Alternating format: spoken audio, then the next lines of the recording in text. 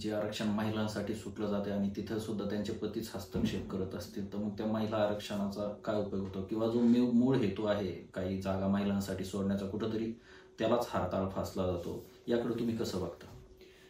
माझं स्पष्ट मत आहे, सर्वसाधारण महिला हे जे आरक्षण होतं, पिढ्यानपिढ्या तुमच्याकडे राजकीय वारसा, तुमच्याकडे ठेकेदारी, तुमच्याकडे दारूचे लायसन्स, ज्या अनेक मुद्द्यांवरती, सार्वजनिक प्रश्नावरती तुमच्या महिला कधीही बाहेर आलेल्या नाहीत. येऊ द्या, त्यांना बाहेर येऊ द्या.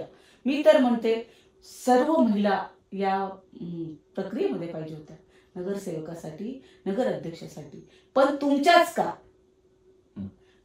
का हा माझा प्रश्न आहे.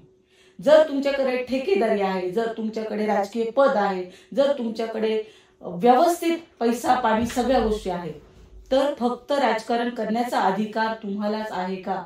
आम्हाला तो अधिकार लोकशाहीने डॉक्टर बाबासाहेब आंबेडकरांनी दिलेला अधिकार आम्ही कुठे मागायचा आणि कुणाशी बोलायचं?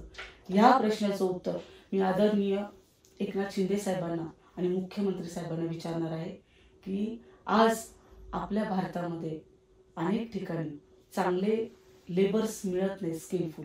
आपण त्याच्या शोधात आहोत. आणि जर तुमच्या पक्षामध्ये एखादी व्यक्ती इमानदारीनं काम करत असेल आणि एखादा व्यक्ती स्वतःला चाणक्य समजून, बुद्धिभेद समजून, याच्या त्याच्याकडून पैसे उकळून आयते उमेदवार ऐन अर्ध्या तासात जर आणत असेल, तर याचा अर्थ आम्ही काय घ्यायचा?